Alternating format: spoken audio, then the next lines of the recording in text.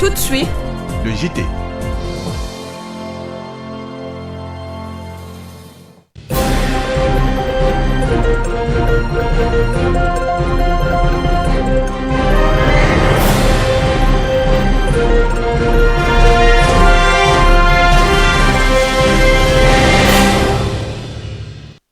Tous les plaisirs est pour moi de vous retrouver ce soir pour l'actualité. Mesdames et messieurs, bonsoir et bienvenue à tous.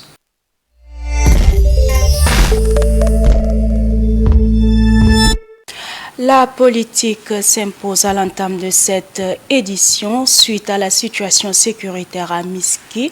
5 membres du gouvernement ont organisé une conférence de presse à l'ONAMA pour s'entretenir avec les médias. Il ressort des échanges que le gouvernement n'est pas dans la logique de livrer la guerre contre sa propre population. Suivez l'extrait du ministre de la Communication au micro de Mistangar, Victor.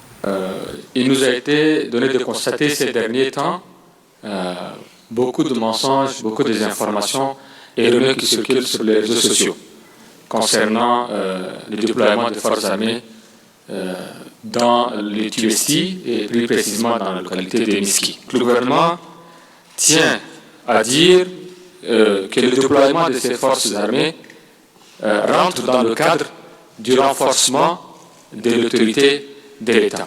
Ces déploiements sont habituels parce qu'on le voit aussi dans les autres provinces du Tchad. Donc le Tuesti, dans la matière, ne fait pas exception. Donc vous avez constaté à travers les réseaux sociaux ces derniers temps ces déploiements. Donc ces déploiements, ils rentrent dans le cadre du maintien de l'ordre, du renforcement de l'autorité de l'État.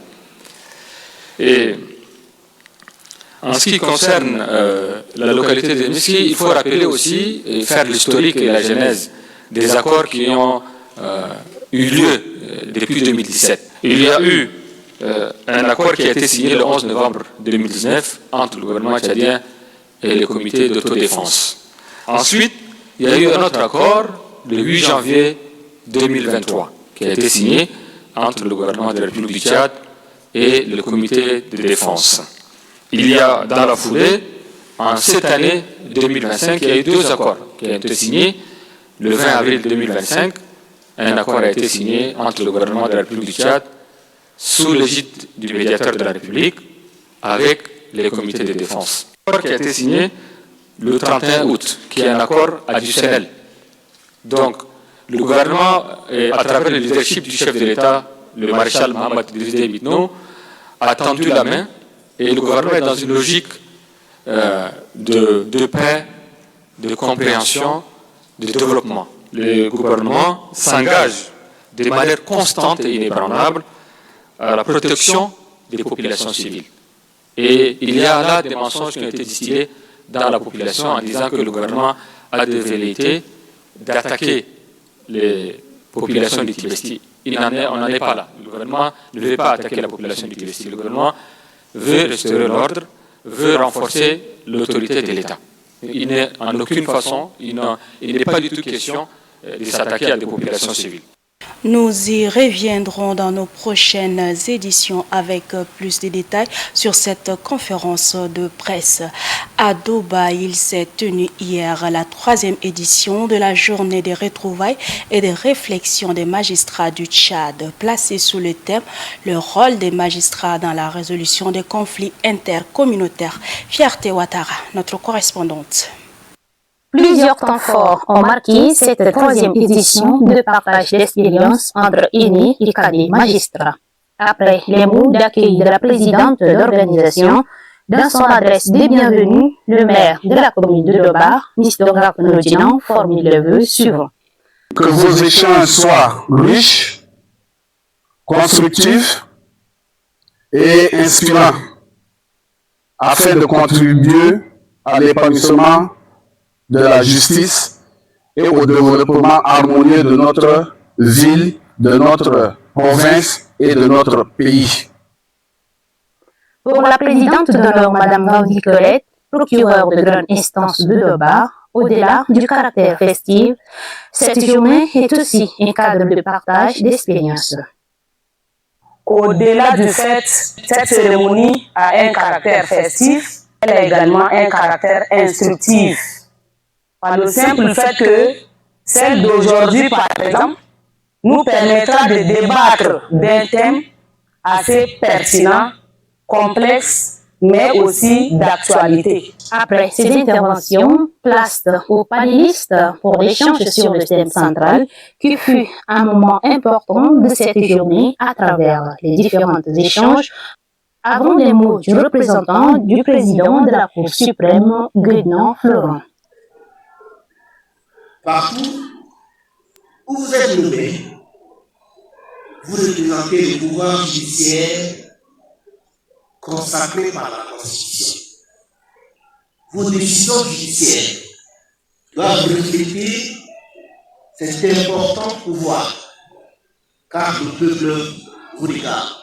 Exprimant ces mots de satisfaction, le délégué général du gouvernement, Toké Dadi, a dû encourager les magistrats en lien avec leur thème à s'attaquer aux causes des conflits intercommunautaires.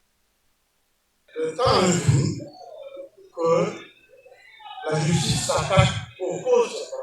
Un conflit avec un clan, on arrête de déchirer, on enterre les morts, les blessés sont à l'hôpital, mais que la justice revienne sur le terrain, savoir exactement comme l'a dit notre collègue du Cameroun, pour faire la prévention, pour que demain ça ne se répète pas. Remise des attestations, suivi des jeux concours et soirées artistiques ont agrémenté la suite de la journée.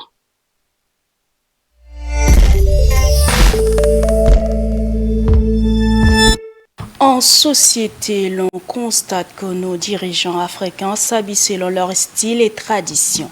Au Tchad, le président de la République, le maréchal Mahamat Idriss Déby Itno, préfère la couleur blanche en grand boubou. Pourquoi cette préférence? La réponse avec Kojimadi Betouana Hortense.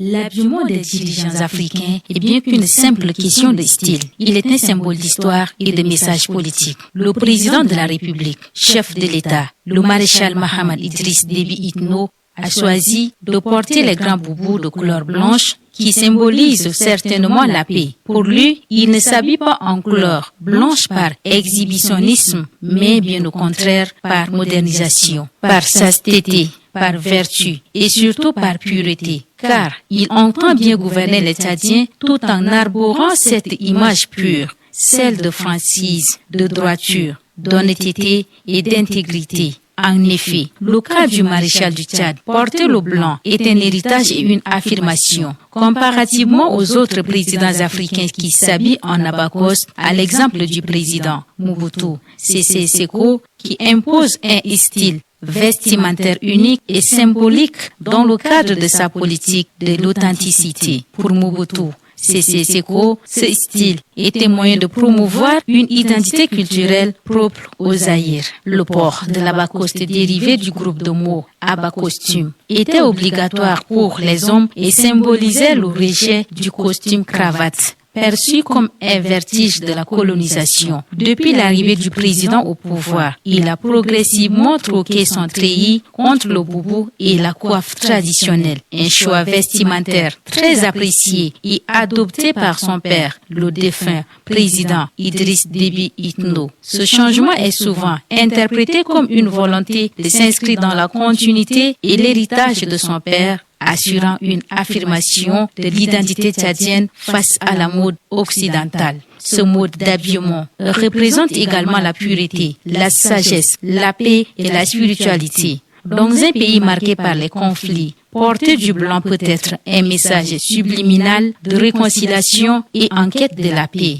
Lors de sa rencontre avec le capitaine Ibrahim Traoré, dans le cadre de la coopération Tchado-Burkinabé, le président sénégalais Bissarou Diomaye Faye, quant à lui, s'habille généralement en tunique. Son dernier déplacement à Paris, le président de la République, chef de l'État, le maréchal Mahamat Idriss Déby Itno, était toujours en boubou blanc. Il est à noter que c'est une identité culturelle d'un pays à autre.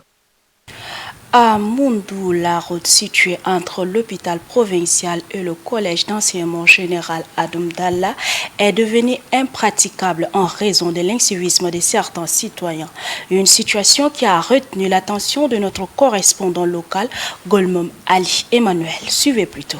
À l'approche de la rentrée scolaire, Il est regrettable de constater que cette voie est devenue un dépotoir à ciel ouvert. De nombreux déchets dégradables et non dégradables, ainsi que des produits toxiques, y sont régulièrement déversés par des citoyens inciviques, rendant cette zone impraticable et dangereuse pour tous. Cette problématique persiste depuis plusieurs mois, sans que les responsables concernés prennent des mesures adéquates pour y remédier. Pourtant, la situation est d'autant plus préoccupante du fait que cet axe se trouve à proximité d'une école et d'un hôpital, mettant en danger la sécurité et la santé des enfants et des patients. Les responsables des institutions concernées sont appelés à prendre des mesures concrètes pour remédier à ce problème en intervenant rapidement pour restaurer la sécurité et la propriété de cet axe afin de garantir un cadre de vie sain pour tous les usagers. Il est essentiel de sensibiliser la population sur l'importance de garder l'environnement propre et de respecter les lieux publics. Chaque habitant est invité à prendre conscience de l'importance de préserver le cadre de vie. Chacun est appelé à faire preuve de civisme en évitant de déposer des déchets dans des zones inappropriées. Nous espérons que des actions concrètes seront mises en place dans les plus brefs délais afin de garantir la santé et la sécurité des élèves et le personnel du collège ainsi que les patients et le personnel de l'hôpital.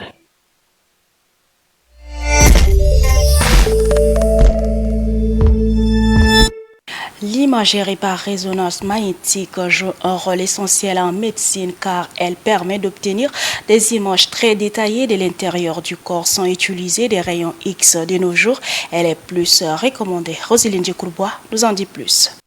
Détecter des anomalies dans le cerveau, la moelle épinière, le cœur, les articulations, les organes internes, foie, rein, utérus, etc. Tels sont les diagnostics précis de l'imagerie par résonance magnétique. À la question de savoir davantage sur cette technique, Dr Mayaouri Barak Boukar, cardiologue, explique. L'IRM, c'est l'imagerie par résonance magnétique. Il utilise l'électromagnétisme, c'est le principe de base utilisé pour avoir des images. La radio, simple comme celle qu'elle a là, et le scanner va utiliser les rayons X. L'échographie va utiliser les faisceaux ultrasonores, les ultrasons. Ça, on appelle ça les modalités d'imagerie. Toutes les fois qu'on utilise une modalité pour avoir une image, on fait de la radiologie, mais diagnostique. Mais nous, on utilise ces mêmes moyens, mais on fait des gestes associés, des gestes guidés par ces moyens-là. Les gestes percutanés et les gestes vasculaires sont les moyens de navigation des vaisseaux.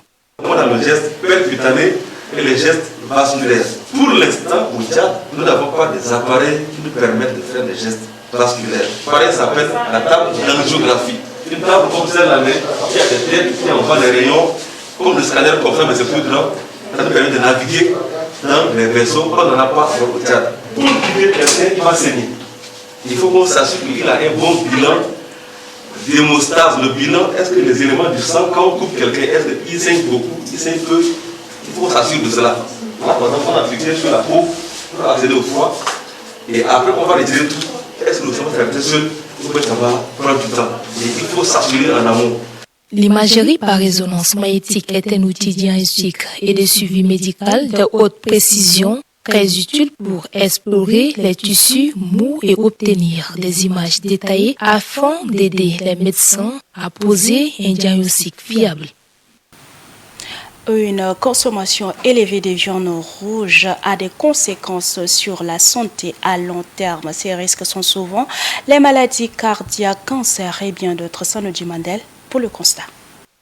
Globalement, les patients qui mangeaient de la viande régulièrement présentaient davantage de comportements et de caractéristiques délétères pour la santé que les patients qui en consommaient moins souvent. Selon Dr Dingambay Mathieu, en comparaison avec les participants consommant moins de 3 fois par semaine de la viande, ceux qui en mangeaient quotidiennement sont sujets de diverses pathologies. Quand on abuse un peu de la consommation de la viande de long cours, et lorsqu'on consomme dans certaines mauvaises conditions d'hygiène, cela peut entraîner certaines maladies qui sont liées à ces genres de conditions. On peut déjà avoir des causes qui peuvent être infectieuses, liées aux infections. Et parmi ces causes, ce qu'on appelle les causes bactériennes et également des causes parasitaires.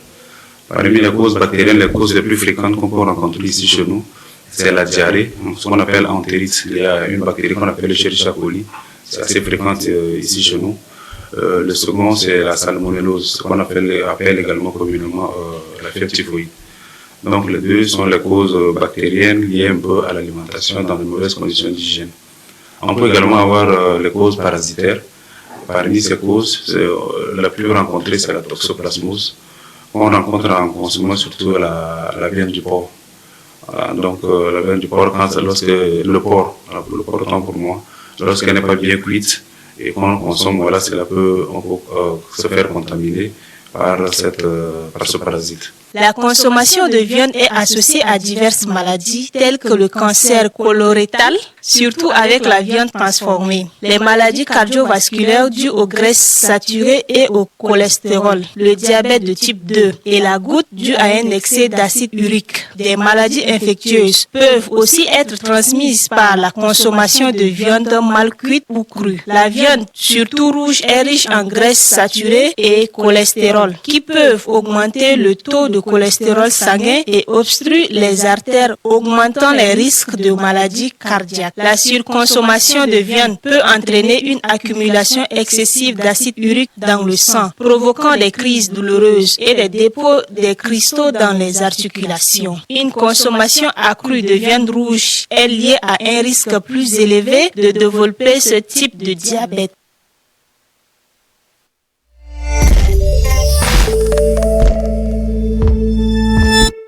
En ce mois de septembre, quelques paroisses des diocèses de Koumra et d'Essa organisent les camps des jeunes. C'est un moment d'enseignement et de brassage pour les jeunes de l'Église catholique. En Kounoïte Remadita, notre correspondant. L'Église catholique qui est au Tchad dans l'une de ses missions, celle de conscientiser la jeunesse et de la mettre au cœur des activités pastorales, ne cesse de réunir la jeunesse autour des thématiques pour la promotion d'un développement socio-économique harmonieux et durable.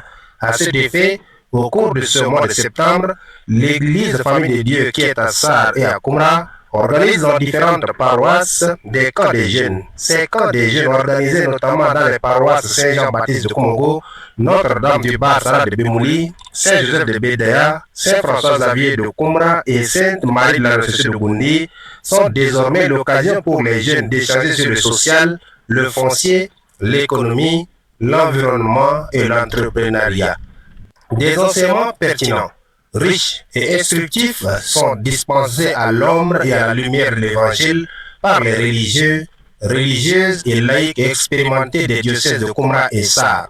Ces enseignements, faudrait-il encourager, permettront aux jeunes d'avoir une ouverture d'esprit dans la vie spirituelle et socio-professionnelle. Les activités menées dans les différentes paroisses sont l'occasion de brassage entre les jeunes de l'Église catholique et celles d'autres confessions religieuses qui n'ont pas manqué de profiter de l'occasion. Loin des tabous qui décongestionnent l'avenir des jeunes, toutes les préoccupations sont à mettre à l'actif des uns et des autres pour y trouver des compromis idoines. Aussi, une célèbre citation de Jésus dans l'évangile de Luc et Matthieu devrait-elle mettre les hommes et les femmes à la suite de Jésus? La moisson est abondante, mais les ouvriers sont peu nombreux.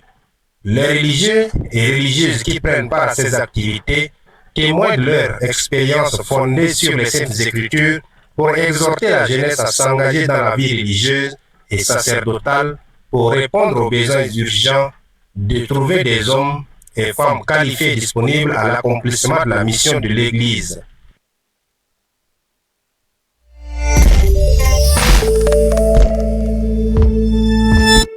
Hors de nos frontières, le Conseil de sécurité de l'ONU a rejeté l'annonce faite par les forces de soutien rapide sur la mise en place d'une autorité gouvernementale parallèle au Soudan. Djekassoum Evaris pour le commentaire.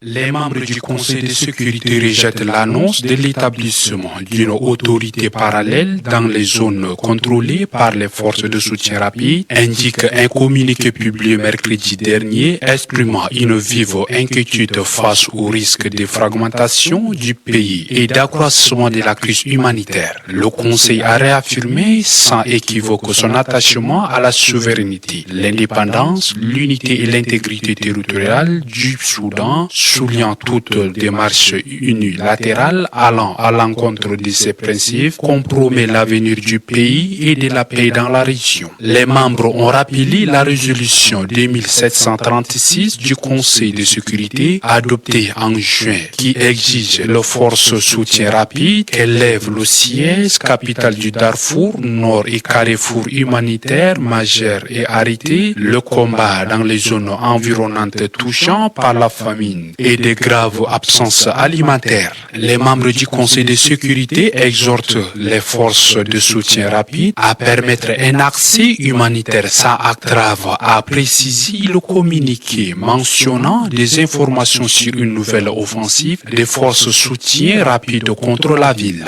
Les membres du Conseil ont souligné que la reprise des négociations reste essentielle pour mettre fin au combat, garantir un cessez-le-feu durable et ouvrir la voie à un règlement politique impliquant tous les acteurs politiques et sociaux soudanais. Le communiqué a également exhorté tous les États à éviter toute action susceptible d'alimenter le conflit et à soutenir les efforts en faveur d'une paix durable. En effet, les forces soutien rapide contrôlent actuellement des parties du Kordofan nord et ouest, les poches dans le Kordofan, suite et l'État du Nil Blé, ainsi que 4 des 5 États du Darfour.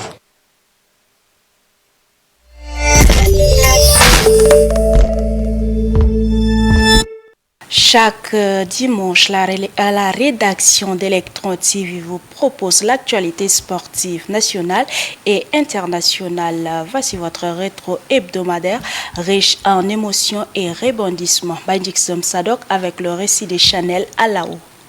Ouvrons cette rétrospective pour parler du cyclisme au Tchad. Cette discipline tend à disparaître. Le cyclisme souffre d'un manque de développement structurel et de volonté politique. Nonobstant quelques initiatives, cette discipline peine à décoller. Pour rappel, la Fédération tchadienne de cyclisme a organisé des saisons régulières après l'unique championnat national de 2021, laissant les jeunes cyclistes en attente d'un avenir sportif. Bilan de la saison sportive 2024-2025, Galactic Football a tenu ce mardi 9 septembre 2025 dans la salle de conférence du stade olympique de Mandjafa son assemblée générale avec la signature de nouveaux joueurs, la remise de prix aux joueurs ainsi la relance de la nouvelle saison 2025-2026 créée en 2022 sous le slogan « Revenons, croyons, réalisons ». Le club galactique a occupé la 9e place sur les 14 clubs engagés dans le championnat de première division de la Ligue provinciale de football de N'Djamena. Formation, les arbitres et arbitres assistants d'élite sont à l'école du savoir sur le nouveau concept d'arbitrage. Le président de la commission des arbitres de la Fédération tchadienne de football association, Zachary Abdoulaye Lawandi, a ouvert ce 9 septembre 2025 au Centre international de formation et de perfectionnement de Milésie le cours MA FIFA 2025. Le thème retenu pour cette formation est l'excellence arbitrale entre maîtrise technique, intégrité et préparation physique. Ce programme a pour but de renforcer les capacités des arbitres au niveau des associations membres de la FIFA. La Fédération tchadienne de football association bénéficie de ce soutien pour élever le niveau de l'arbitrage en recevant une formation continue et des outils de développement en arbitrage. Tchad, les frères Tchaouna entrent dans l'histoire du football. L'entraîneur de l'équipe nationale Raoul Savoy a convoqué les frères Tchaouna, à savoir Haroun Frank et Frankie Tchaouna, dans l'effectif de l'équipe nationale, un fait comparable à celui des frères Bambich en Angleterre en 1881. À cela s'ajoutent des Joe dans le monde de football, parmi lesquels les frères Hazard, Eden et Torgan en Belgique, les frères Touré, Yaya et Kolo en Côte d'Ivoire, les frères Ayou, André et Jordan au Ghana, les frères Hernandez, Lucas et Théo en France, mais très rarement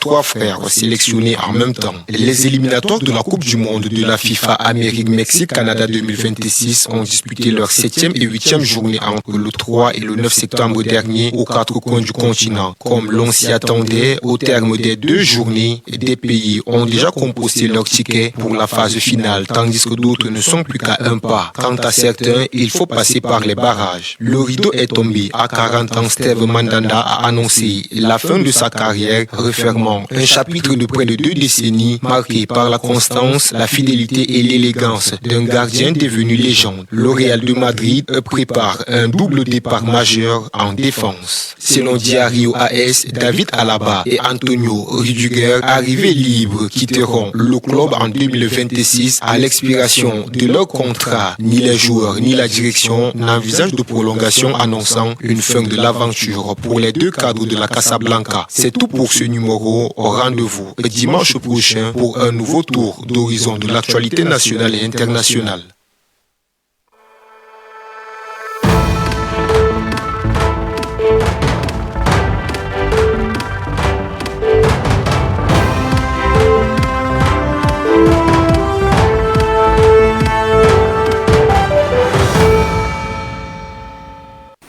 Mesdames et messieurs, chaque semaine, nous recevons Diana Nepidimbaye pour l'actualité internationale.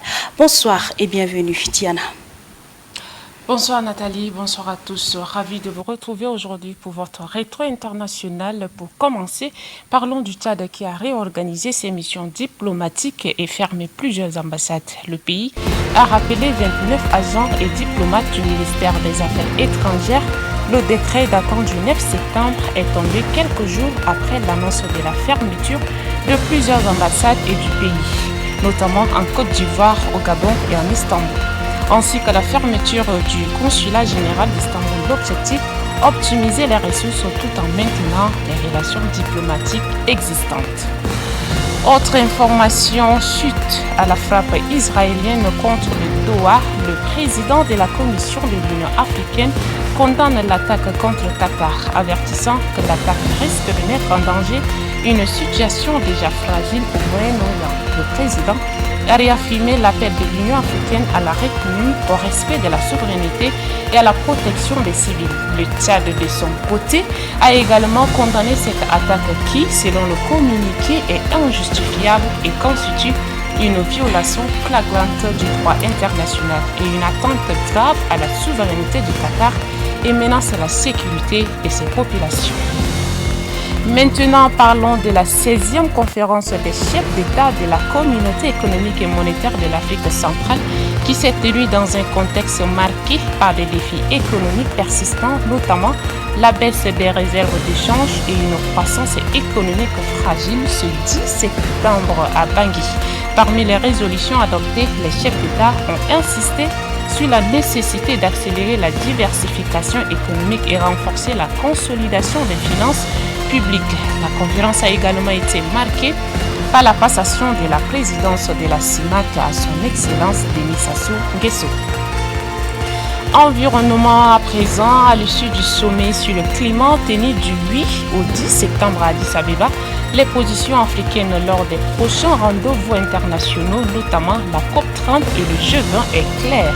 Les dirigeants du continent ont officiellement adopté la déclaration d'Addis Abeba pour l'accélération des solutions climatiques mondiales, plaçant l'Afrique au premier plan de l'action climatique internationale. À cette occasion, les chefs d'État ont également validé le rapport phare des initiatives climatiques africaines et lancé le pacte pour l'innovation climatique en Afrique destiné à stimuler la recherche, les partenariats et les investissements en matière de technologies vertes. Pour finir, en France, le nouveau Premier ministre a pris service au milieu des tensions. Sébastien Lecornu, nouveau Premier ministre, a pris service remplaçant François Bayrou, qui a été déchu de son gouvernement par un vote de confiance contre lui par l'Assemblée nationale lundi dernier. Il sera donc chargé de consulter les forces politiques représentées au Parlement en vue d'adopter un budget pour 2026 et gagner les cœurs pour pouvoir bâtir des accords nécessaires aux décisions des mois à venir. Une nomination diversement appréciée dans le milieu politique et surtout dénoncée par les opposants au régime de Macron. Merci pour votre attention. C'est tout pour le rétro de la semaine. Rendez-vous semaine prochaine pour votre rétro international. Nathalie Krimbar, c'est tout. Merci Diana, merci la rédaction et la technique. Merci à vous de l'avoir suivi. Restez toujours en compagnie de nos programmes. Bonsoir.